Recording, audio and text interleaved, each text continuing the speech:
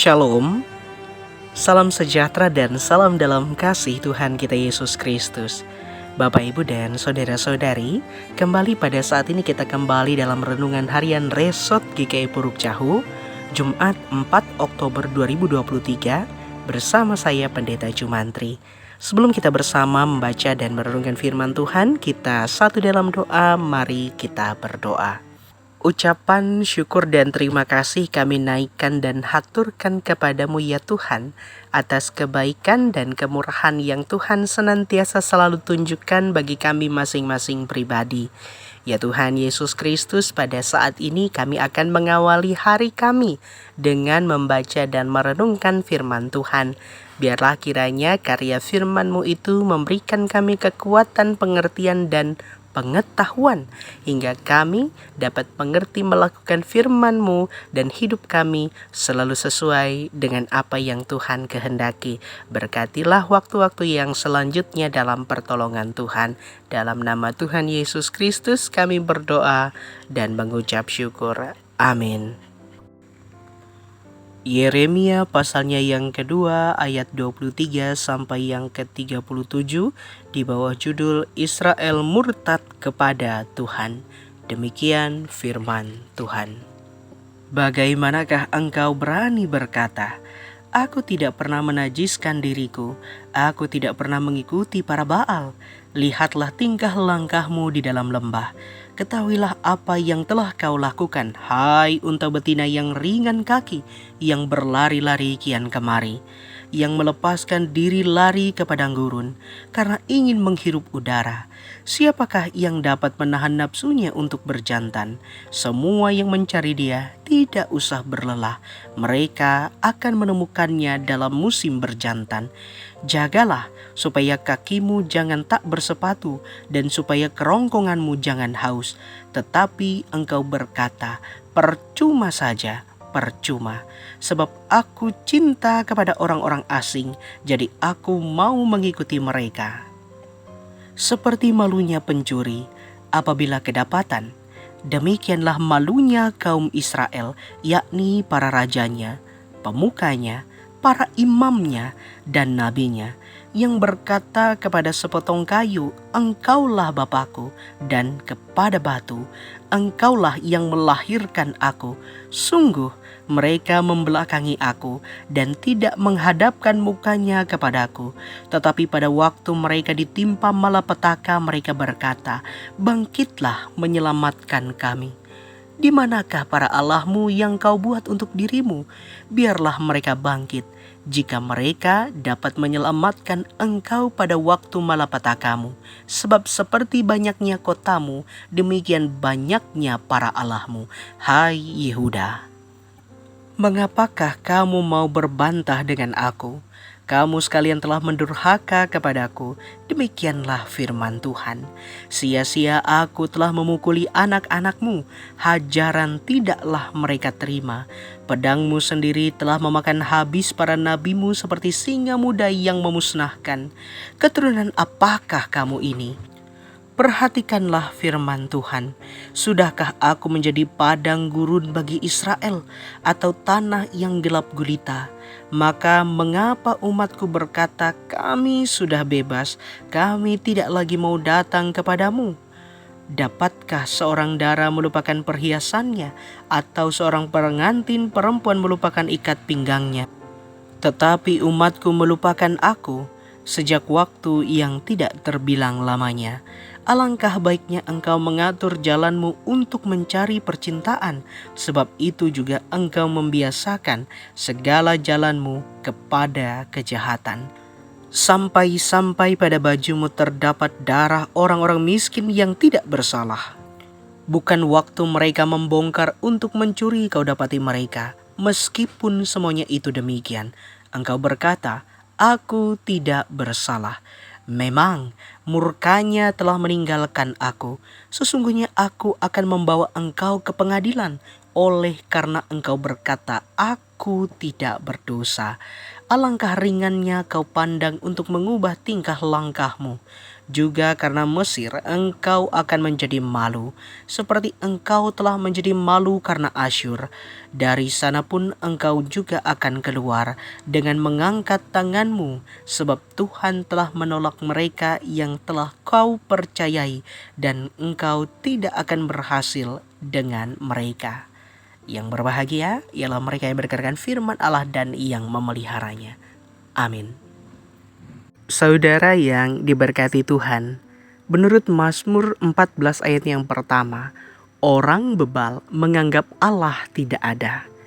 Tentu bebal tidak sama dengan bodoh secara intelektual. Bebal adalah sikap orang yang keras kepala dan tidak mau diajar, serta lebih memilih yang menyenangkan daripada yang benar. Nah, itulah sikap yang ditunjukkan oleh Israel, alih-alih setia kepada Allah yang telah mengasihi dan memelihara mereka. Israel nyatanya lebih memilih lepas dari ikatan bersama dengan Allah. Tetapi hati dan hidup mereka lebih condong kepada Allah-Allah lain. Israel merasa ikatan perjanjian yang nenek moyang mereka adakan dengan Allah itu adalah ikatan perbudakan dengan berbagai peraturan dan juga larangan. Padahal perjanjian dengan Allah merupakan pernyataan kasih yang Allah tunjukkan sebagai Bapa kepada anak-anaknya Israel. Kasih Allah dinyatakan lewat pilihannya atas Israel dan melalui tindakan disiplinnya yang membuat Israel menjadi pokok anggur pilihannya. Namun saudara, Israel memilih bebas dari Allah supaya bisa memuaskan keinginan dosanya. Pada saat yang sama, mereka menyangkal telah melanggar firman Tuhan dan berbuat dosa. Sikap memandang ringan kepada Allah dan juga tentang perjanjian kesetiaan mereka kepada Allah ini tentu sangat mengecewakan, sehingga Allah akan menuntut keadilan dari mereka.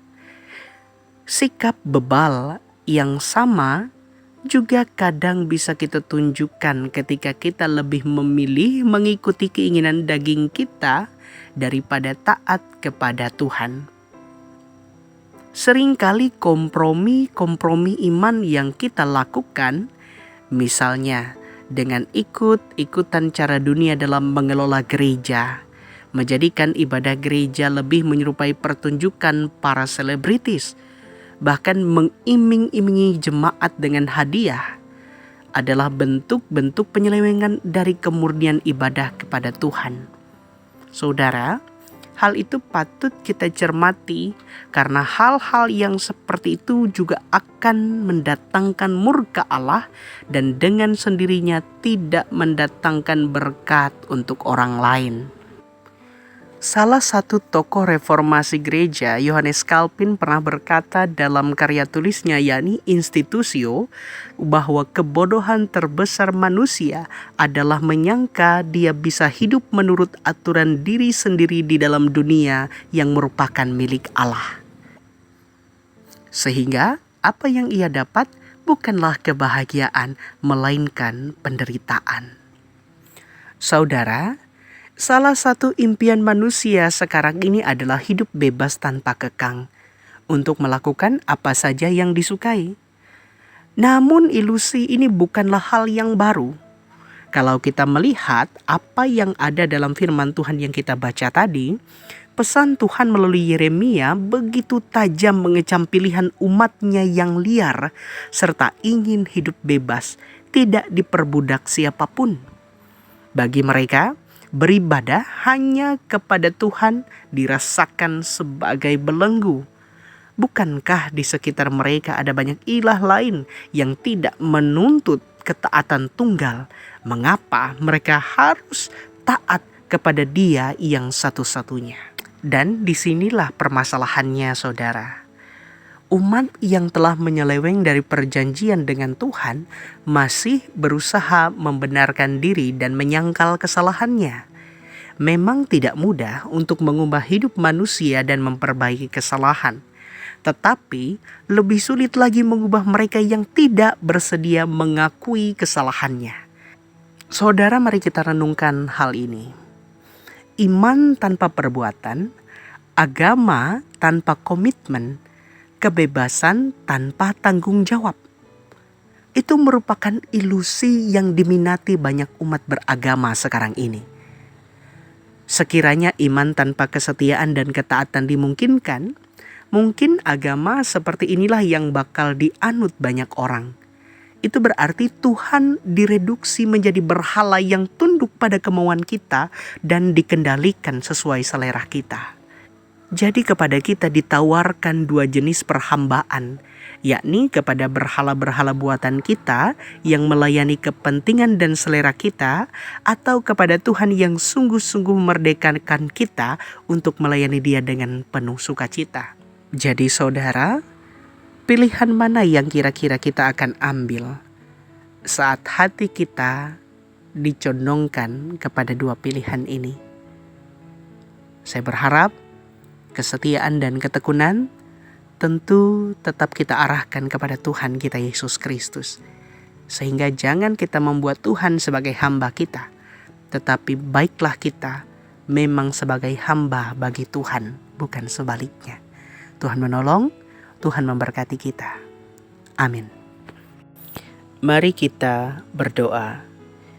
Syukur kepadamu ya Tuhan atas setiap pengasihan yang Tuhan beri bagi kami. Kami telah dengarkan firman-Mu. Biarlah hati, pikiran, dan juga hidup kami boleh melaksanakan apa yang baik dan berkenan bagi Tuhan. Dan pada saat ini kami hendak menaikkan doa syafaat kami. Biarlah kiranya karena kemurahan dan pengasihan Tuhan, kiranya Engkau mendengarkan setiap seruan dan doa kami, baik yang terkatakan atau bahkan yang tidak terkatakan.